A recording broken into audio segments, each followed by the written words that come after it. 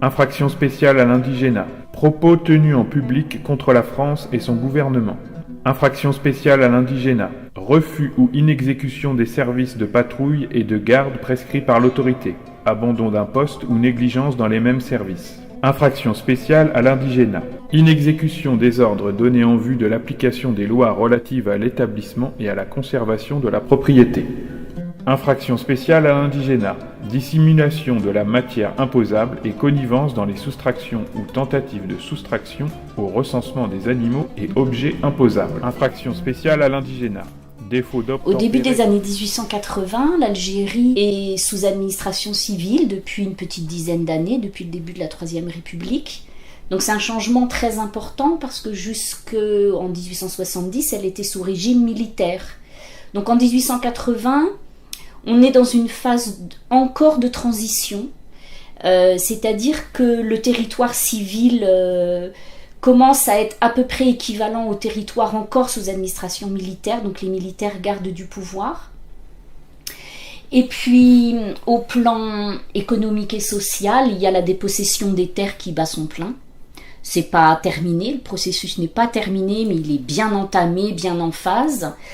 Et donc ce processus de dépossession des terres a pris diverses voies, mais il consiste globalement en un resserrement des Algériens sur des toutes petites propriétés et sur les terres les moins fertiles, leur perte de toutes les terres collectives qu'ils avaient, leur perte aussi d'usage des forêts, et ça c'est quelque chose souvent qu'on ne met pas forcément en avant mais qui est très important parce que les forêts étaient de ressources extrêmement importantes pour la paysannerie algérienne. Et donc, côté européen, se met en place une sorte d'idéal qui est celui du petit propriétaire rural, du colon agricole, qui va mettre en valeur la terre algérienne. En réalité, ce qui se passe un petit peu après, c'est que les Européens venus en Algérie n'avaient pas de compétences agricoles. Donc progressivement, la majorité d'entre eux fait faillite. Et ce qui se constitue, ce sont des grandes propriétés européennes, commerciales, mécanisées. Là, je parle bien plus tard que 1880. Mais c'est à la fin, à ce tableau-là de l'Algérie rurale qu'on arrive. Dans un repli rocheux couronnant un monticule et à peine distinct du sol, tant il en a pris la coloration monotone, un grand village se dresse sur le ciel. C'est le Ksar de Boukhari. Au pied du cône de poussière qui porte ce vaste village arabe, quelques maisons sont cachées dans le mouvement de la colline. Elles forment la commune mixte. Le Ksar de Boukhari est un des plus considérables villages arabes de l'Algérie. L'administration française seule ne s'occupe point de ce qui se trame à Boukhari. Elle en a fait une commune de plein exercice, sur le modèle des communes de France, administrée par un maire, vieux paysan à l'œil endormi, flanqué d'un garde champêtre. Entre et sort qui veut. Les Arabes venus de n'importe où peuvent circuler, causer, intriguer à leur guise, sans être gênés en rien. Au pied du Ksar, à 200 ou 300 mètres, la commune mixte est gouvernée par l'administrateur civil qui dispose des pouvoirs les plus étendus sur un territoire nu qu'il est presque inutile de surveiller. Il ne peut empiéter sur les attributions du maire, son voisin. Dans le contexte de la transition entre civil et militaire, en fait, il y a une réflexion importante qui a été menée pour savoir comment on va organiser les communes algériennes. Et donc, il y a deux types de communes en 1880. Il y a d'une part des communes qu'on appelle des communes de plein exercice, qui sont identiques aux communes de métropole. Donc, il y a un conseil municipal élu avec un maire. Mais cette administration municipale, elle est réservée aux communes dans lesquelles il y a une population européenne et française importante. Parce qu'en fait, on estime que ce mode d'administration-là, qui est le mode démocratique par un conseil municipal élu, ça ne peut pas convenir aux populations algériennes dites indigènes, qui n'auraient pas la maturité nécessaire pour participer à ce type d'administration. Donc il y a des communes de plein exercice, conseil municipal élu, dans les territoires qui sont peuplés assez fortement d'Européens. Donc on dessine des contours de communes de façon à avoir plusieurs centaines d'Européens et on forme une commune. La majorité des Algériens, qu'on disait à l'époque des musulmans, des indigènes, habitaient en fait dans des campagnes avec des densités extrêmement faibles, donc ce sont des populations extrêmement dispersées. Donc elles sont regroupées à la base par douars, en gros c'est le petit village, et les douars sont ensuite regroupés dans des communes qu'on appelle des communes mixtes. Elles sont immenses, ça peut être presque l'équivalent d'un département de métropole. Et ces communes mixtes, elles sont gérées par un administrateur nommé. Il y a aussi une petite commission municipale à côté, mais globalement c'est l'administrateur mixte qui est le pilier de la gestion de ces communes mixtes. Et ces administrateurs-là, ils ont à faire face à toute une série, je crois qu'aujourd'hui on pourrait dire des incivilités, mais pas seulement, des formes de désobéissance. Il y a bien sûr majeure la résistance à l'impôt. Et donc on les dote en 1881 de ce qu'on appelle des pouvoirs disciplinaires, qui les autorisent, par la loi, c'est une loi, à infliger des amendes et des jours de prison à leurs administrés algériens. Pour toute une série d'infractions assez bien pensées, parce qu'on les adapte en fait aux résistances qu'ils rencontrent. Donc il y a une infraction très importante qui est celle du désordre sur les marchés, qui vise à assurer une organisation correcte de la vie collective économique. Infraction spéciale à l'indigénat. Acte de désordre sur les marchés et dans les lieux publics, n'offrant pas un caractère de gravité suffisant pour constituer un délit. Infraction spéciale à l'indigénat. Retard prolongé et non justifié dans le paiement des impôts, soult de rachat, de séquestre, amende et généralement de toute somme due à l'État ou à la commune, ainsi que dans l'exécution des prestations faites en nature. Infraction spéciale à l'indigénat. Abattage sans autorisation de l'administrateur d'un ou de plusieurs arbres d'une utilité reconnue. Infraction spéciale à l'indigénat. Défaut par tout indigène conducteur de bêtes de somme, de trait ou de... Il y a tout ce qui concerne la résistance à l'impôt, donc la dissimulation de matières imposables, le retard que l'on met dans le paiement à l'impôt. Sur ce point-là, il faut dire, c'est très important, que les Algériens sont soumis à un double régime d'imposition. En fait, ils subissent des taxes qui sont les taxes créées par l'autorité coloniale française qui reprennent en partie les taxes de métropole, mais ils sont aussi soumis à ce qu'on appelle les impôts arabes, qui sont des impôts que les Français ont décidé dans leur esprit de laisser et qui seraient les héritiers des impôts de la période ottomane. Donc les Algériens sont soumis à un double régime d'imposition. Et dans le contexte de dépossession foncière, en fait, ils sont complètement étranglés. Il n'y a pas qu'en Algérie que ça se passe. Il y a aussi dans beaucoup de territoires coloniaux français, en Afrique, c'est la même chose. Donc les résistances à l'impôt constituent un volet extrêmement important des punitions que les administrateurs des communes mixtes infligent. Ensuite, il y a tout ce qui va être des infractions à la circulation. En fait, on contrôle les circulations des Algériens. C'est un peu l'équivalent du livret ouvrier de métropole. Donc, on ne peut pas accueillir quelqu'un dans la commune sans autorisation. Et il y a un permis de circuler qu'il faut faire viser. Donc, tous les défauts de visa sur le permis de circulation ou le fait de ne pas déclarer un étranger qui viendrait dans la commune, ça fait partie aussi des répressions par l'indigénat, par les pouvoirs disciplinaires. Et puis, il y a des résistances qui sont plus, j'allais dire, plus politiques ou plus directement menaçantes pour l'autorité coloniale. Il s'agit de toute l'activité des confréries. En fait, en 1881, l'Algérie est soumise, mais les contemporains ne le savent pas encore. En gros, les autorités françaises à Alger, elles ont encore à faire face à une insurrection dans le sud.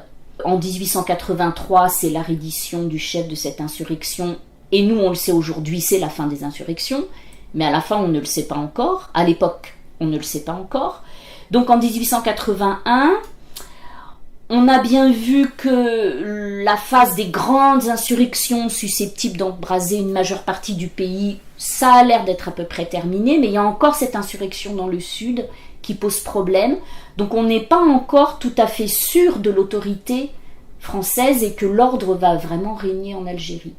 Donc dans les infractions spéciales à l'indigénat, il y a le fait de ne pas déclarer des activités liées aux confréries, parce que les confréries ont été des animatrices des insurrections. C'est par leur réseau que des mots d'ordre d'insurrection ont pu être répandus dans le territoire.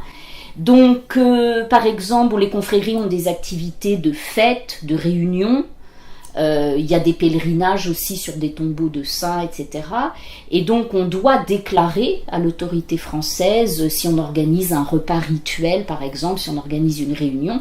Et si on ne fait pas ces déclarations, on tombe sous le coup de la répression par les pouvoirs disciplinaires des administrateurs. Et puis ensuite, il y a toute une série de petites insubordinations du quotidien. Quand il y a un feu, on mobilise les populations pour venir participer à la lutte contre le feu. Donc il y a des résistances aussi là-dessus. Il y a des gens qui refusent d'aller participer à la lutte contre l'incendie. Il y a aussi des patrouilles qui parfois nécessitent des sortes de réquisitions en réalité. Donc en fait, ce sont toutes des activités potentiellement porteuses de résistance ou qui manifestent des formes de désobéissance vis-à-vis de l'administration coloniale qui sont punies ainsi. Voici d'abord une dépêche du sous-préfet de Philippeville. J'ai été informé de GEMAP par maire et administrateur que toutes les concessions forestières sont anéanties et que le feu a ravagé tous les douars de la commune mixte. Les villages de Gastu, Aincherchar, le Djendel ont été menacés. À Philippeville, tous les massifs boisés ont brûlé. Stora, Saint-Antoine, Vallée, Damrémont ont failli devenir la proie des flammes. À Colo mixte et à Thia, le feu a tout ravagé. Les concessions Tessier, Lesseps, Leva, Lefebvre, Sider, Bessin, etc. sont détruites en tout ou partie. Monsieur Bizerne, adjudicateur pour 14 années des forêts d'El-Milia, a écrit ceci. Mon personnel a fait preuve de la plus grande énergie. Il s'est exposé très gravement et par 2 fois, nous avons pu nous rendre maîtres du feu. C'est en pure perte. Pendant que nous les combattions d'un côté, les Arabes le rallumaient d'une autre et dans plusieurs endroits différents. Voici une lettre d'un propriétaire. J'ai l'honneur de vous signaler que, vers le milieu de la nuit de dimanche à lundi, mon fermier Ripper, de garde sur ma propriété, a vu 4 tentatives d'incendie. Le feu ravage la concession forestière des Réni Amram, appartenant à M. Carpentier-Édouard de Djidjeli. La nuit dernière, il a été allumé en 20 endroits différents. Un cantonnier arrivant de la mine de Cavallo a vu distinctement tous les foyers. Il est donc de toute évidence que le feu est mis par les populations indigènes et en exécution d'un mot d'ordre donné. J'ajouterai que, ayant moi-même passé 6 jours au milieu du pays incendié, j'ai vu, de mes yeux vus, en une seule nuit, le feu jaillir simultanément sur 8 points différents, au milieu des bois, à 10 km de toute demeure. Il est certain que si nous exercions une surveillance active dans les tribus, ces désastres, qui se reproduisent tous les 4 ou 5 ans, n'auraient point lieu. Le gouvernement croit avoir fait ce qu'il faut quand il a renouvelé, à l'approche des grandes chaleurs, les instructions concernant l'établissement des postes vigies institués par l'article 4 de la loi du 17 juillet 1874. L'idée du code de l'indigénat, c'est une sorte de code pénal spécifique aux indigènes, spécial pour les indigènes. C'est pour ça aussi qu'on dit souvent infraction spéciale à l'indigénat.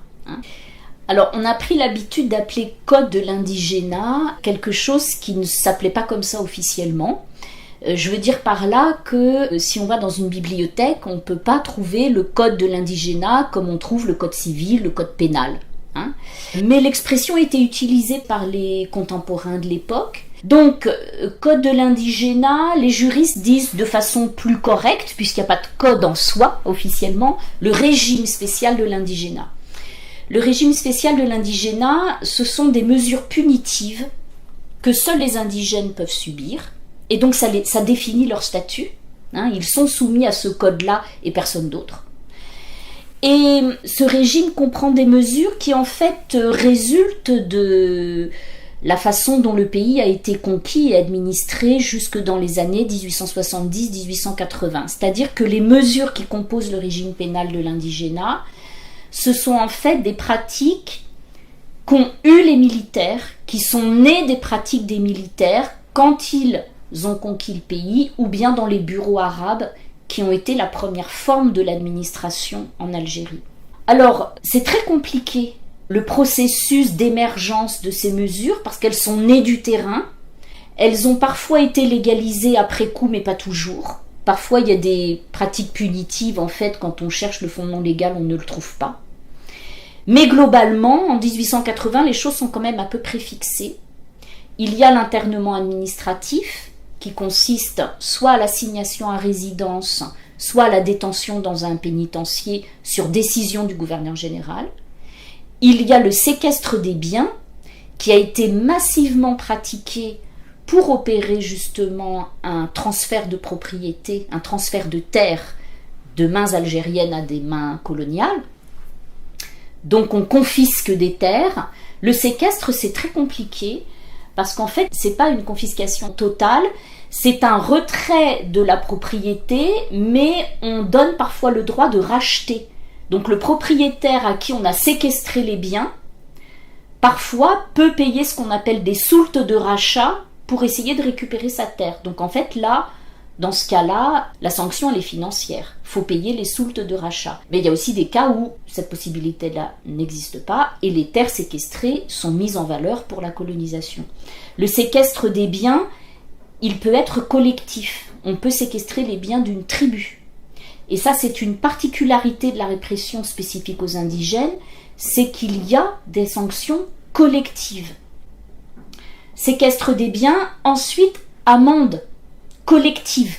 Donc on rejoint le séquestre collectif. Donc on va punir, par exemple dans les années 80-90, les incendies de forêt sont punis par des amendes collectives qu'on va infliger à un douar, par exemple, parce que de façon absolument ordinaire, quand on impose un code forestier à des populations rurales dont ça détruit complètement le rapport à la forêt et les usages, ben, il y a des actes criminels qui se produisent. Il y a aussi des gestes du quotidien qui deviennent des crimes ou des délits alors qu'ils ne l'étaient pas auparavant. Et donc, dans tout ça, on a toujours ces classiques des incendies qui sont déclenchés, qui se propagent. Donc les amendes collectives sont beaucoup utilisées pour punir les incendies de forêt. L'application d'un code forestier très restrictif a des conséquences sur l'habitat parce qu'on utilise le bois pour se loger, enfin pour se construire des habitations. Et la paupérisation des campagnes algériennes, elle va de pair avec le développement de ce que les autorités appellent le gourbi, qui est l'espèce d'habitat précaire dans lesquels vit une partie de la population algérienne. Et c'est aussi un des éléments de sa désorganisation, en fait, avec l'arrivée de la colonisation. Et puis, il y a les pouvoirs disciplinaires des administrateurs. Et les pouvoirs disciplinaires des administrateurs, c'est la partie du régime de l'indigénat qui est la mieux légalisée, je dirais presque, qui est la seule réellement légalisée. Pour l'internement, pour les amendes, pour le séquestre, les fondements juridiques se discutent. Pour l'internement, certains juristes pensent qu'il n'a même pas de fondement légal, par exemple. Mais pour les administrateurs des communixes, il y a une loi qui a été votée en 1881 au Parlement français. C'est le résultat d'une dizaine d'années de réflexion au gouvernement général à Alger. En gros, au début des années 1870, on passe d'un régime d'administration militaire à un régime d'administration civile. Donc on met en place des communes mixtes et on se demande de quoi les administrateurs ont besoin pour administrer leur population entre guillemets. Et les chefs de bureaux arabes qui antérieurement avaient ces fonctions d'administration avaient des pouvoirs punitifs qui dataient de l'époque de Bugeaud des années 1840. Et donc en fait, on légalise par la loi de 1881 des pratiques que les administrateurs avaient et qu'ils avaient héritées des chefs de bureaux arabes. Il y a des transmissions. Ça, c'est la transmission sur le terrain. Et au gouvernement général à Alger, avant d'arriver à l'idée de la loi, on a imaginé plein d'autres solutions. Et on a imaginé qu'on pourrait prendre le code pénal français et ajouter une sorte d'additif spécial pour les indigènes. Et c'est de là que vient l'expression code de l'indigénat. Parce qu'on passe de l'idée qu'il y a un code pénal avec une partie spécifique pour les indigènes. Et du coup, code de l'indigénat, l'expression vient de là. Bon, des commissions se sont réunies. C'est un processus extrêmement complexe que je résume là en 2 minutes. Et finalement, il a été estimé que parer ces pouvoirs disciplinaires d'une légitimité républicaine serait quand même le meilleur moyen, je dirais, de les valider. Donc, on finit par penser à un projet de loi déposé au Parlement français et qui est effectivement voté Et ce projet de loi dit tout simplement que les administrateurs des communes mixtes en Algérie exerceront les pouvoirs disciplinaires. On ne fixe pas dans la loi la liste des infractions, c'est un arrêté du gouverneur général ensuite qui le fait, parce qu'en gros, lui connaît le terrain, ou peut se renseigner sur le terrain pour faire une liste d'infractions vraiment répondant aux besoins des administrateurs. Et cette liste d'infractions, ensuite, parce que la loi est votée provisoirement et elle est renouvelée, et bien ensuite elle est annexée à la loi, et donc suivant les moments on peut retirer des infractions ou en ajouter d'autres en fonction des actes que commettent les Algériens et qu'on veut sanctionner. Infraction spéciale à l'indigénat, infraction au règlement d'eau et usages locaux concernant les fontaines, puits, sources, rivières et canaux d'irrigation, indépendamment des amendes et dommages et intérêts encourus pour contravention à la police des eaux. Infraction spéciale à l'indigénat, refus ou négligence de faire les travaux, le service ou de prêter le secours dont ils auraient été requis dans les circonstances d'accident, tumulte ou autre calamité, ainsi que dans les cas d'insurrection, brigandage, pillage, flagrant délit, clameur publique ou exécution judiciaire. Infraction spéciale à l'indigénat, ouverture de tout établissement. En matière d'indigénat, à partir de la fin des années 1890, il y a quelque chose de très important à souligner, c'est qu'en fait, les jours de prison ou les amendes peuvent être convertis en journées de travail. Alors, on les convertit comment ? Un jour de prison, ça devient une journée de travail. Et puis, pour les amendes, on recourt à un tarif. On regarde combien on paye quelqu'un sur un chantier de travaux publics. Et puis, on dit, ça vaut tant d'heures de travail sur un chantier de travaux publics. Et massivement, à partir d'environ 1900, c'est la loi de 1897 qui formule cette possibilité, massivement à partir de 1900, les peines de prison et d'amende que les administrateurs décident sont converties en journées de travail.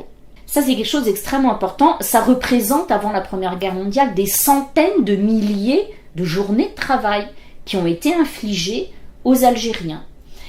Et donc, pourquoi c'est intéressant ? C'est que évidemment, en Algérie, il n'y a pas eu de travail forcé comme en Afrique, où il y a des grands travaux, des chemins de fer, des ports qui ont été aménagés par du travail de force infligé à des prisonniers, où il y avait un taux de mortalité extrême. On n'est pas du tout dans ce cas-là. Il n'empêche que il y a bien des Algériens qui ont été condamnés à exercer des formes de corvée en punition. Donc il y a du travail punitif, du travail contraint. Alors là-dessus, on a peu d'éléments. On en est réduit un peu à l'imagination à partir de quelques exemples. On est là à l'échelle de communes rurales. Donc les travaux que l'on fait accomplir aux gens que l'on punit ainsi, ce sont des travaux dans ce contexte. Donc ça va être, il y a une invasion de sauterelles, lutte contre l'invasion de sauterelles, des brousaillages, des travaux d'irrigation. Donc il ne faut pas imaginer des travaux de force pénibles dont on peut mourir, comme les prisonniers en Afrique qui ont construit des voies ferrées, des ports, etc. Mais quand même du travail infligé, contraint, sous forme punitive, non rémunéré puisqu'il est sous forme de sanction. Et il y a un domaine là, en fait, pour l'avenir de la recherche, qui est celui du travail punitif et contraint, parce qu'il y a aussi parallèlement, pour les Algériens qui sont en prison, qui sont passés dans le circuit ordinaire du tribunal, la condamnation et la peine de prison, il y a parallèlement des réflexions sur la possibilité d'utiliser de la main-d'œuvre pénitentiaire à des travaux utiles à la colonisation. Il y a des essais qui sont faits à la fin des années 1890, par exemple aller défricher tout un territoire pour pouvoir le mettre en lot et le coloniser, eh bien on va utiliser de la main-d'œuvre pénitentiaire. À ma connaissance, parce que là on va avoir besoin de travaux supplémentaires pour le confirmer, les résultats sont peu concluants parce que la main-d'œuvre pénitentiaire n'est pas une main-d'œuvre très efficace, et puis ça ouvre des possibilités d'évasion, le fait de sortir les prisonniers des murs pour les faire travailler. Donc finalement, à ma connaissance, pour le peu que j'en sache, et sous réserve de travaux ultérieurs, ce sont des essais qui n'ont pas été concluants et on n'a pas eu recours dans des proportions notables à de la main-d'œuvre pénitentiaire pour des travaux en milieu agricole utiles à la colonisation. Mais dans les communes, il y a certainement dans le quotidien des choses qu'on ne voit pas, qu'on a du mal à voir dans les archives, autrement que par des statistiques où, pour en revenir à ce que je disais tout à l'heure, on a des centaines de milliers de journées de travail qui sont infligées à des Algériens. En 1914, on arrive, si ma mémoire ne me fait pas défaut, à 600 000 journées de travail qui ont été infligées de la sorte. Nous aperçûmes 3 cavaliers qui venaient au galop vers nous. Quand ils arrivèrent à 100 pas environ, le premier mit pied à terre et s'approcha en boitant un peu. C'était un homme d'environ 60 ans, assez gros, ce qui est rare en ce pays. Il portait la croix de la Légion d'honneur. Il nous fit un long discours d'un air furieux pour nous inviter à entrer sous sa tente et à prendre une collation. C'était la première fois que je pénétrais dans l'intérieur d'un chef nomade. Un amoncellement de riches tapis de laine frisée couvrait le sol. D'autres tapis étaient dressés pour cacher la toile nue. D'autres, tendus sur nos têtes, formaient un imperméable plafond. Des sortes de divans, ou plutôt de trônes, étaient aussi recouverts d'étoffes admirables. Et une cloison faite de tentures orientales, coupant la tente en 2 moitiés égales, nous séparait de la partie habitée par les femmes, dont nous distinguions par moments les voix murmurantes. On s'assit. Les 2 fils du caïd prirent place auprès de leur père, qui se levait lui-même de temps en temps, disait un mot dans l'appartement voisin par-dessus la séparation, et une main invisible passait un plat fumant que le chef nous présentait aussitôt. On entendait jouer et crier des petits-enfants auprès de leur mère. Quelles étaient ces femmes? Elles nous regardaient sans doute par d'invisibles ouvertures, mais nous ne les pûmes point voir. On a souvent une vision un peu fausse de l'administration dans l'Empire français, et il y a cette idée que l'Empire colonial britannique aurait beaucoup plus pratiqué la délégation de pouvoir envers des administrations locales, et donc on aurait eu une administration indirecte dans l'Empire britannique, alors que dans l'Empire français, on aurait eu une administration directe.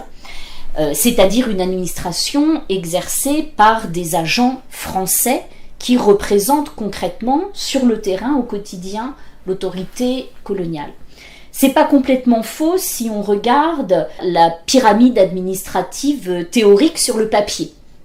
Prenons le cas des communes mixtes, il y a un administrateur, parfois un administrateur adjoint, mais qui est aussi un agent français. Mais, concrètement, les communes mixtes étaient immenses.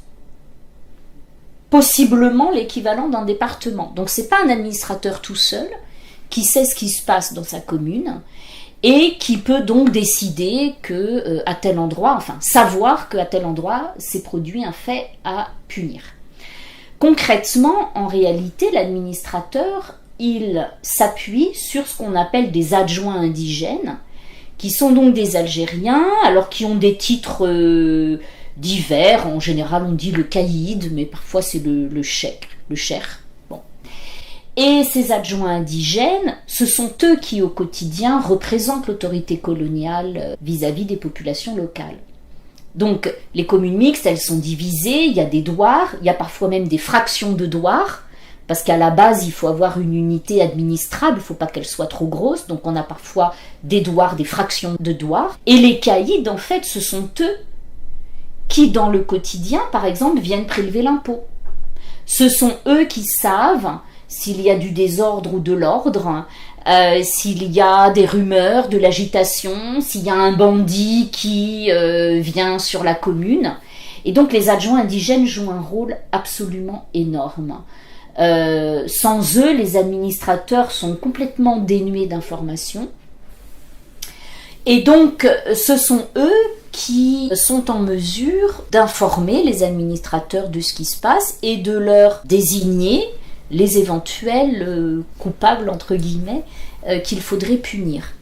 Alors, ces caïds ont une extrême mauvaise réputation, ils sont réputés corruptibles, et ils le sont, parce qu'on peut acheter leur silence. Et puis, ce sont des fonctions qui s'accompagnent de leur part de prélèvements sur les populations, prélèvements financiers, diverses occasions, et des malversations, et puis voire aussi des brutalités, Donc, de fait, les Algériens qui exercent ces fonctions d'intermédiaire entre les populations rurales et les administrateurs de communes mixtes jouent un rôle absolument énorme. Même si dans le texte, il n'y a pas écrit que les pouvoirs disciplinaires sont exercés par l'adjoint indigène, c'est bien l'administrateur qui les exerce. Mais dans la réalité du quotidien, ils ont un pouvoir absolument énorme, et donc ça nuance très fortement l'idée qu'on a affaire à une administration directe qui ne s'appuie pas sur des acteurs de la population locale.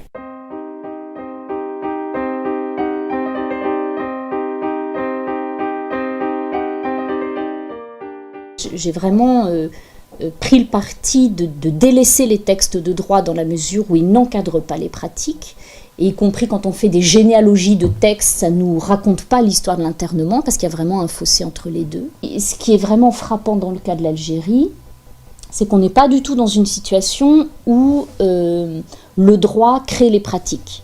Alors, ce serait à vérifier, cela dit, qu'en métropole, on est aussi dans une situation où les pratiques répressives sont toujours encadrées par le droit.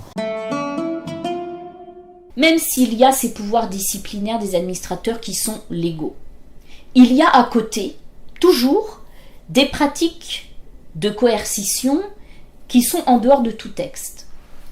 Si on prend le cas des femmes, dans les statistiques, elles sont très peu présentes. Dans les statistiques d'application de mesures du régime pénal de l'indigénat, sauf que dans les sanctions collectives, elles sont touchées parce que c'est des familles entières qui sont touchées. Mais je pense là à l'internement sur lequel j'ai travaillé. Il y a très très peu de femmes qui sont victimes de mesures d'internement.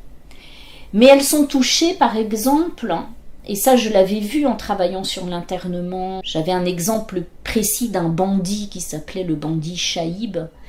Elles sont touchées par exemple dans le cas du bandit Chaïb comme femme ou sœur, en tout cas femme de sa parentèle, parce que les autorités coloniales ont une vision souvent assez approximative des liens qui unissent leurs administrés, donc parfois, on va vous dire c'est le beau-frère, c'est l'oncle, bon, mais en tout cas, femmes et sœurs, mères de ce bandit, à un moment donné, se trouvent consignées au board administratif, au local administratif de la commune, et l'administrateur qui a des cavaliers demande à ces cavaliers indigènes de loger ces femmes, mais en fait c'est une mesure non seulement d'assignation, forme d'assignation à résidence, absolument pas légale, absolument pas déclarée, et d'enfermement au sens où elles ne sont pas dans une prison, mais elles sont tenues d'être logées par les cavaliers indigènes de la commune, donc elles ne sont plus chez elles. Et l'idée évidemment de priver le fameux bandit Chaïb des soutiens qu'il peut avoir sur la commune, notamment par sa parentèle, mais aussi de le contraindre à se rendre.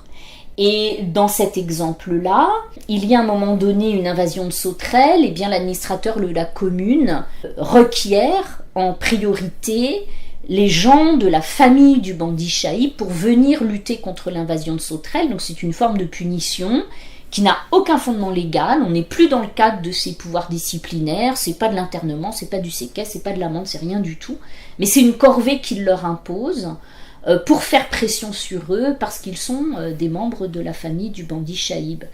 Donc la position des femmes est assez particulière et elle montre bien que se contenter d'aborder cette question-là par le droit et par ce qui est fait dans le cadre de la légalité, ça ne suffit pas. Parce que si je reprends l'exemple de l'internement, on ne les trouve pas ou très très peu dans des dossiers qui sont les dossiers légaux des gens internés avec un arrêté de gouverneur.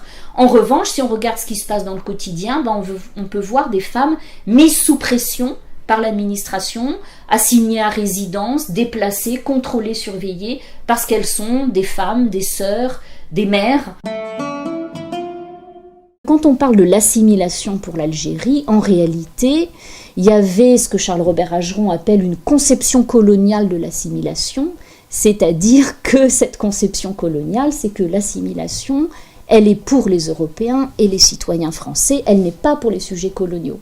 Et Charles-Robert Ageron dit clairement que, par ailleurs, il y a eu un malentendu parce qu'en métropole, on a compris le mot assimilation comme voulant dire aussi pour les Algériens. Et donc il parle d'un quiproquo qui a duré très longtemps, en fait, jusqu'à la fin de la période française, entre la métropole où on pensait que l'assimilation était un idéal généreux qui s'appliquait à tous, et une conception coloniale qui était plutôt celle des milieux coloniaux en Algérie, où l'assimilation, elle est pensée que pour une catégorie de population. La conception coloniale de l'assimilation, c'est celle qui établit un lien entre le fait d'être soumis au droit commun et le fait d'avoir atteint un certain degré de civilisation, pour le dire dans des termes qui ne sont pas péjoratifs ou insultants. Et donc l'idée, c'est de considérer que parmi les populations qui vivent en Algérie, il y a ceux que l'on peut assimiler, c'est-à-dire que l'on peut soumettre au droit commun. Donc on ne les soumet pas au régime pénal de l'indigénat, ils peuvent atteindre des droits de citoyenneté complets. On peut faire ça pour des gens pour qui ça va faire sens. Donc des gens qui ont une certaine mentalité, un certain degré de raisonnement, donc les Européens. Donc les Européens, on peut les soumettre au code pénal, il n'y a pas de problème, eux comprennent bien ce que veut dire une justice qui apporte des garanties. En revanche, les musulmans, si on ne passe que par la justice pour les punir, c'est inefficace. Parce que ce que des esprits évolués comprennent comme étant des garanties dans la procédure judiciaire, pour eux, c'est de l'indulgence.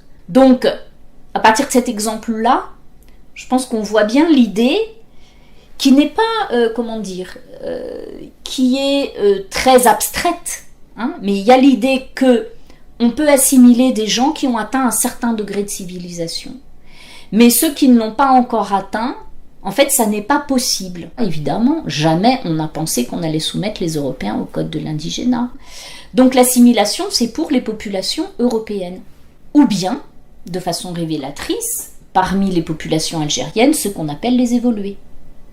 Mais en gros, la masse des Algériens n'a pas atteint le niveau de civilisation nécessaire pour pouvoir être assimilés. Sur le régime pénal de l'indigénat, très précisément, ça a une conséquence.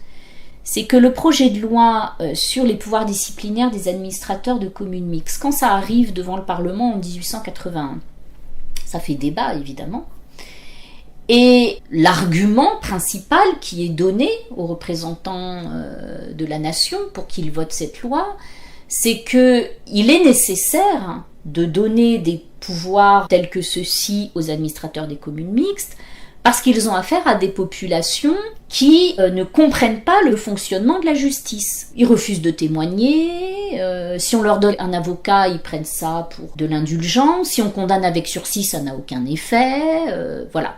Donc comme ils n'ont pas la capacité de comprendre la complexité du fonctionnement de la justice avec toutes ces garanties, que en gros si on les fait bénéficier des garanties de la procédure judiciaire, eux vont penser que c'est de l'indulgence et qu'il n'y a pas de punition, il faut les pouvoirs disciplinaires aux administrateurs pour qu'il y ait des sanctions rapides, efficaces et qu'ils comprennent dans leur mentalité. Mais l'œuvre coloniale française étant censée être une œuvre de civilisation, il y a l'idée que peut-être qu'avec le temps, la société musulmane va progresser et donc atteindra un jour un degré de civilisation lui permettant de comprendre ce qu'est une procédure judiciaire, des garanties et finalement évoluer, devenir évoluer suffisamment pour que le régime pénal de l'indigénat n'ait plus de sens. Et c'est pour cette raison que la loi est votée provisoirement. Elle est votée pour 7 ans. Les parlementaires français disent d'accord, on va voter cette loi, mais comme quand même, c'est quand même très très très dérogatoire à notre droit commun, ça contredit beaucoup de nos principes républicains, c'est gênant. Donc, on est d'accord, mais pour une période provisoire. Et on verra dans quelques années où on en sera. Et donc, la loi de 1880, elle est votée pour 7 ans. Et en 1888, on la reconduit. Et ensuite, jusqu'en 1927, elle a été de multiples fois reconduite, mais à chaque fois extrêmement débattue. Faut pas croire que, pour des républicains sincères, cette loi ne posait pas de problème. Bien sûr qu'elle posait problème, ils avaient les yeux ouverts sur ce qu'elle signifiait de la République aux colonies. Donc, ils étaient partagés entre l'idée que les principes républicains intégralement appliqués avec l'assimilation voudrait dire qu'il n'y a pas de régime pénal de l'indigénat, tout le monde est assimilé, tout le monde est puni de la même façon, Sauf que si on tient en compte que tout le monde n'est pas capable de comprendre les subtilités de la procédure judiciaire, faut du régime pénal de l'indigénat, et puis bon, quand même, on ne va pas démunir l'autorité coloniale, donc on reconduit la loi. Mais les débats ne sont pas faciles. Il y a notamment quelqu'un qui s'appelle Albin Rozet, qui est un député de l'Est de la France, un député dit républicain modéré, qui lui combat totalement le régime de l'indigénat, et vraiment contre cette idée. Et lui pense que l'assimilation c'est pour tout le monde, c'est les indigènes y compris. Mais dans la conception coloniale, l'assimilation ce n'est que pour ceux qui sont en état d'en bénéficier, et donc pas les indigènes, dans un premier temps au moins.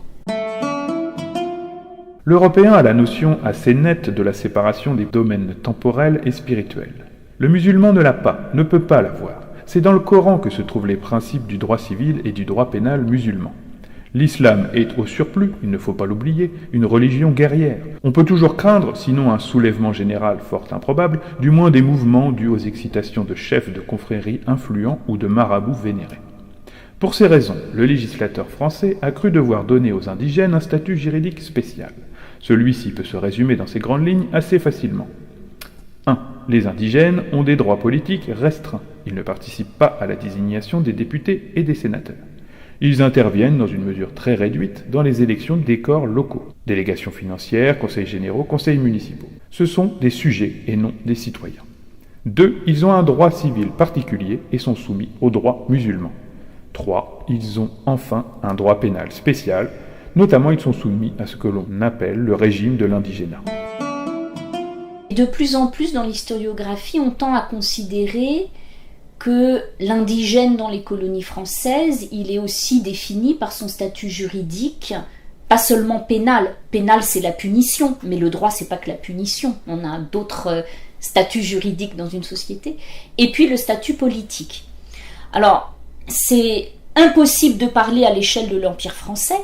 On ne peut pas dire l'indigène dans l'Empire français avait tel statut, parce qu'en fait, c'est chaque fois différent pour chaque territoire. C'est une des particularités des empires, c'est d'avoir une forme de tension entre au centre et en métropole, une volonté et des tentatives pour unifier, un minimum, mettre un peu de cohérence, mais aussi le fait que dans chaque colonie, on a des configurations différentes, il y a des histoires différentes dans la façon dont on a conquis le territoire, dont on a commencé à l'administrer.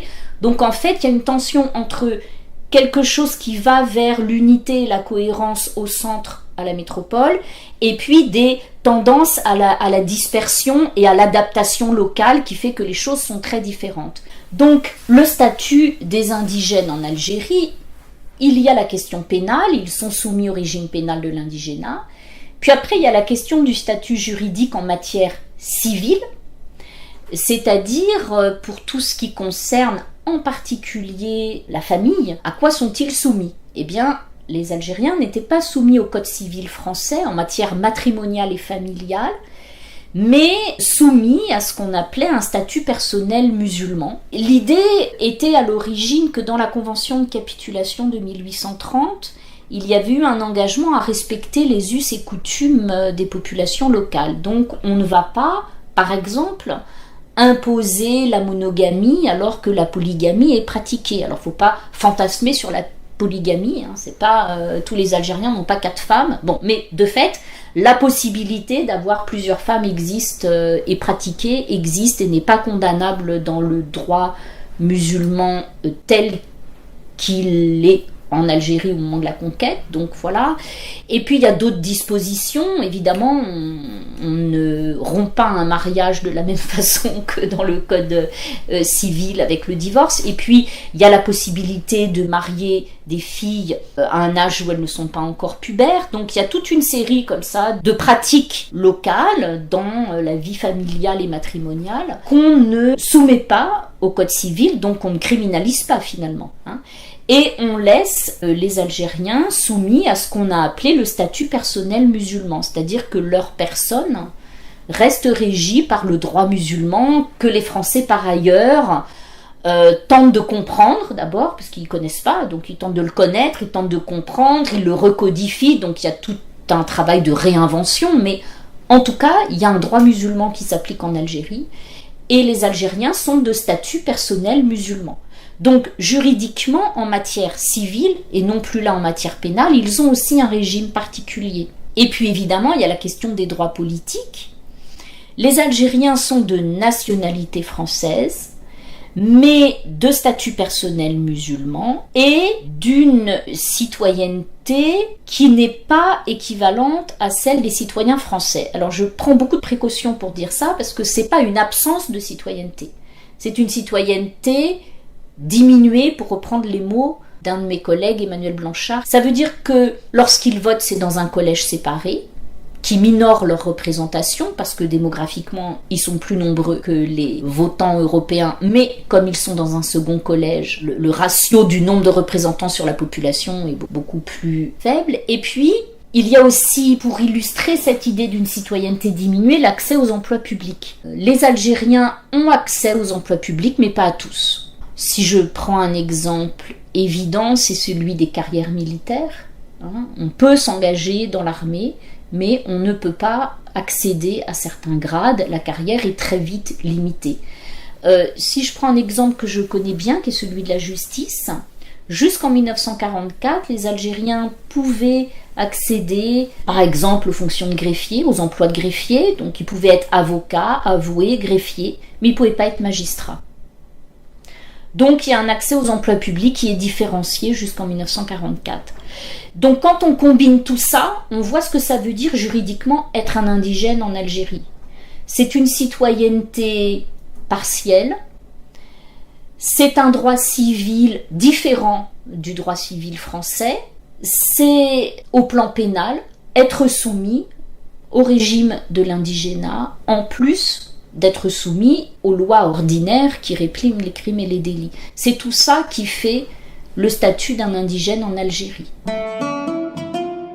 Sur les problématiques de genre, là aussi, il y a des choses à écrire encore. Parce que, à l'époque même de la colonisation, on a pu faire des rapprochements entre le statut des femmes métropolitaines n'exerçant pas le droit de vote et le statut des musulmans d'Algérie, des hommes pour le coup, qui lorsqu'ils avaient un droit de vote partiel et minoré. Laure Blévis a travaillé sur ces questions, et donc elle avait notamment repéré qu'en 1919, il y a une loi qui étend la citoyenneté en Algérie. Je passe les détails, c'est très complexe, mais en tout cas, il y a la constitution d'un corps électoral masculin algérien assez important, mais uniquement à l'échelon local. Et Laure Blévis a repéré que dans les discussions autour de cette loi de 1919, on a fait des comparaisons entre les droits politiques des indigènes algériens et ceux des femmes françaises, avec une question qui était: est-ce que l'on peut donner à des indigènes un droit que les femmes n'ont pas ici en métropole? Donc, ce qui est intéressant au niveau global, moi j'aimerais beaucoup un jour que des gens travaillent ensemble là-dessus, parce qu'on sépare les questions. Il y a ceux qui travaillent sur la colonie, il y a ceux qui travaillent sur la métropole, mais on ne se met pas assez tous ensemble. Ça veut dire que dans la République française, en fait, et y compris dans la citoyenneté française, il y a toujours eu des degrés. Et que les femmes de métropole et les hommes indigènes d'Algérie, eh ben, ils étaient dans des catégories de citoyenneté qui n'étaient pas la catégorie la plus complète. Et alors les femmes algériennes, je ne peux pas dire n'en parlons pas, mais évidemment, dans la hiérarchie, ce sont elles qui sont vraiment le plus bas. Parce qu'en fait, après la Seconde Guerre mondiale, quand les femmes françaises ont obtenu le droit de vote, eh bien les femmes algériennes ont été tenues à l'écart. C'est-à-dire que l'extension du droit de vote aux femmes en Algérie ne s'est faite que pour les citoyennes françaises à part entière. Les musulmanes n'ont pas eu le droit de vote à ce moment-là. Ce n'est qu'en 1958 que les femmes algériennes ont eu le droit de vote. Je précise que ce n'était pas après le retour du général de Gaulle au pouvoir, c'est le gouvernement précédent, celui de Félix Gaillard, le dernier gouvernement de la 4e République, qui avait fait voter une loi pour mettre fin à cette situation. L'instruction primaire est obligatoire pour les enfants des deux sexes âgés de 6 ans révolus à 13 ans révolus. Elle peut être donnée soit dans les établissements d'instruction primaire ou secondaire, soit dans les écoles publiques ou libres, soit dans les familles, par le père de famille lui-même ou par toute personne qui l'aura choisi. Il est institué un certificat d'études primaires. Il est décerné après un examen public auquel pourront se présenter les enfants dès l'âge de 11 ans. En matière d'éducation, il y a un pourcentage très simple, admis, même si les statistiques peuvent toujours se discuter, il faut les prendre comme des ordres de grandeur. Il y a 15% des enfants dits musulmans, en 1954 à la fin, 15% des enfants dits musulmans en âge d'être scolarisés qui le sont. Donc on voit bien que si on en est là en 1954, c'est que le bilan du développement de l'école est très insuffisant pour employer un terme léger. Pour résumer à grands traits, les lois Ferry s'appliquent en Algérie, mais leur mise en œuvre dépend en grande partie des communes. Et donc dans les communes de plein exercice dotées d'un conseil municipal, les écoles primaires sont ouvertes et accessibles aux Algériens qui vivent dans les communes de plein exercice. Dans les communes mixtes, ça n'est pas le cas. Donc il y a cette inégalité-là. Et quand je parlais des 15% d'enfants en âge d'être scolarisés qui le sont en 1954, bien évidemment, la différence est énorme entre les villes et les campagnes. Dans les villes, tous les petits garçons algériens vont à l'école. Les filles, non. Les garçons, oui. Les filles, non. Mais dans les campagnes, c'est pas du tout le cas. Alors, c'est important parce que ça permet de comprendre aussi la mémoire des Français d'Algérie, parce que les Français d'Algérie étaient majoritairement des urbains. Plus de 80%, à la fin de la période coloniale, ils vivent en ville. Et ils ont toujours été majoritairement des urbains. Donc des Français d'Algérie, aujourd'hui, racontent en toute bonne foi, ils ne mentent pas, qu'ils se souvenaient qu'ils allaient à l'école avec leurs petits copains algériens. Ben oui, mais ils habitaient dans les villes qui étaient des espaces d'exception au regard des campagnes, et les Algériens, eux, au contraire, ils vivent majoritairement dans les campagnes à 80%. Donc si on a ce bilan-là en 1954, il faut imaginer que la question scolaire, en 1880, elle n'est pas d'actualité en Algérie, sauf, c'est pas tout à fait vrai ce que je dis, elle est d'actualité parce qu'on réfléchit quand même à quel type d'école mettre en œuvre, et on a des tâtonnements avant qu'il y ait les lois Ferry et leur application. Et puis il y a un territoire particulier qui est celui de la Kabylie. Il y a ce qu'on appelle le mythe kabyle, que les autorités coloniales ont fortement en tête, l'idée que les Kabyles seraient des populations plus facilement assimilables, plus ouvertes à une culture française.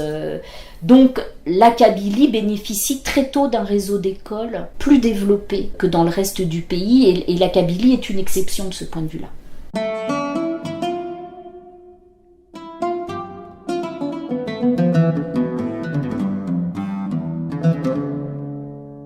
Ce qu'on a appelé par la suite l'Union indo-chinoise, elle est en cours d'organisation dans les années 1870-80.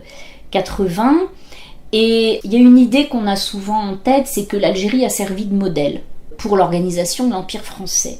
Et de fait, on nomme en Cochinchine, qui est le territoire majeur de la future Union indo-chinoise, un fonctionnaire du gouvernement général de l'Algérie qui s'appelle Lemire de Villers. Donc voilà un homme qui arrive d'Algérie pour contribuer à organiser administrativement ce territoire dans lequel l'administration militaire, comme en Algérie du temps des bureaux arabes, joue un rôle énorme. Donc on a un processus à peu près identique de conquête militaire, administration militaire et l'idée d'un passage à un régime civil. Et ce fameux Lemire de Villers met au point, dans des échanges avec le ministère des colonies à Paris, un décret d'indigénat qui rassemble les mesures de l'indigénat, pas tout de suite, je crois qu'il n'y a pas les amendes collectives tout de suite qu'elles sont ajoutées ensuite, en mai 1880. Alors on a dit beaucoup, à partir de la trajectoire de cet homme-là, qu'il y avait eu une importation du régime de l'indigénat d'Algérie en Indochine. C'est une idée qu'on peut discuter de façon fine. C'est-à-dire que bien sûr, quand on élabore le décret pour la Cochinchine, l'exemple algérien est en tête. Mais à ce moment-là, on est en train de penser à la loi pour les administrateurs en Algérie. C'est pas encore fait. Donc Lemire de Villers, évidemment, il arrive avec la situation algérienne en tête et il sait de son expérience algérienne qu'il faut organiser et légaliser un peu les pratiques qui sont les pratiques sur le terrain. D'où ce décret.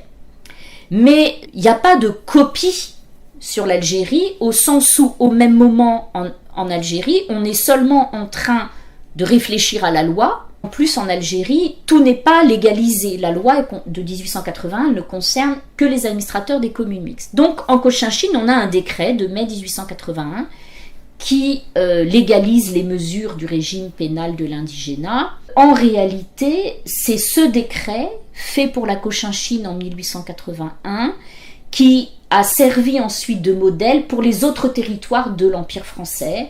Vous prenez Madagascar, la Nouvelle-Calédonie, l'Afrique, avec des adaptations toujours locales. Mais ce n'est pas du tout la loi algérienne, parce que la loi algérienne, elle est très spécifique au contexte algérien, avec les communes mixtes, les administrateurs. Et puis dans la loi algérienne, il n'y a pas le séquestre des biens, il n'y a pas les amendes collectives et il n'y a pas l'internement. Alors que dans le décret de la Cochinchine et dans les décrets qu'on prend pour les autres territoires qui sont postérieurement conquis et organisés, il y a tout ça. La particularité majeure de la Cochinchine et puis d'autres territoires constitutifs de l'Union indo-chinoise, c'est aussi que dans certains cas, c'est compliqué, c'est vraiment une mosaïque, mais on maintient une administration locale. Et donc ce ne sont pas des fonctionnaires français, agents de l'État colonial, qui ont par exemple les pouvoirs disciplinaires, mais ce sont des agents des administrations locales. Et il y a une combinaison en fait entre administration locale restant éventuellement en place et l'administration coloniale avec les pouvoirs du régime pénal de l'indigénat. Il y a quelque chose qui me semble important dans l'histoire de l'administration coloniale, c'est évidemment de bien penser que même si les administrations sont organisées légalement, réglementairement, elles sont aussi liées aux sociétés qu'elles doivent régir. Et l'Algérie reste particulière par rapport aux autres en raison de son peuplement français. Son peuplement d'abord européen, parce que ce qu'on appellera plus tard les Français d'Algérie, au début, viennent quand même dans des proportions majoritaires pendant longtemps, de l'Espagne, de Malte, il y a aussi des migrants d'Italie, enfin bon, il n'y a pas que des Français qui viennent en Algérie, donc population européenne, avec naturalisation qui à la fin nous donne ces Français d'Algérie. Et donc l'administration d'Algérie, elle est aussi liée au fait qu'il y a une minorité européenne, française de nationalité, avec une pleine citoyenneté qui existe. Et donc l'administration, elle est évidemment pensée en fonction de cette société-là. Si je prends l'exemple des communes, c'est flagrant. Il y a deux types de communes, parce qu'on n'imagine pas que des Français de pleine citoyenneté puissent être soumis au pouvoir d'un administrateur de communes mixtes. Bien évidemment, pour une population française pleinement citoyenne, on pense que le régime communal pertinent, c'est celui du conseil municipal élu, c'est pas celui de l'administrateur nommé. Donc, il y a un lien fort entre l'administration, son organisation, des éventuels pouvoirs punitifs qu'on donne aux agents de l'État et la société coloniale à laquelle on a affaire. Et l'Algérie, en tant que colonie avec ce peuplement français, est une particularité par rapport au reste de l'Empire. Bien sûr, il y a du peuplement européen et ou français aussi en Nouvelle-Calédonie, mais c'est une population issue de la colonisation pénale, donc c'est très différent de la migration comme il y a eu en Algérie. Donc il y a cette singularité-là très forte de l'Algérie, et quand on prend le temps de comparer, de la mettre en comparaison avec d'autres colonies, il y a des spécificités locales qui ressortent évidemment. Dans le cas de la Nouvelle-Calédonie, qu'a beaucoup étudié Isabelle Merle, ce sont ces travaux-là auxquels je me réfère, eh bien le régime de l'indigénat en Nouvelle-Calédonie, il a quelque chose de très particulier, c'est qu'il organise des réserves. Ça, il n'y a pas du tout eu ça en Algérie, mais les Kanaks ont été organisés en réserve avec un chef chargé d'administrer la réserve, et l'indigénat était entièrement tourné vers l'organisation des réserves et entièrement, en grande partie, en tout cas, tourné vers l'organisation des réserves et les pouvoirs qu'on allait donner à ceux des Kanaks qui étaient chargés de les administrer. Donc, il y a toujours un lien entre le type de société dans lesquelles on est et le type d'administration qu'on met en place.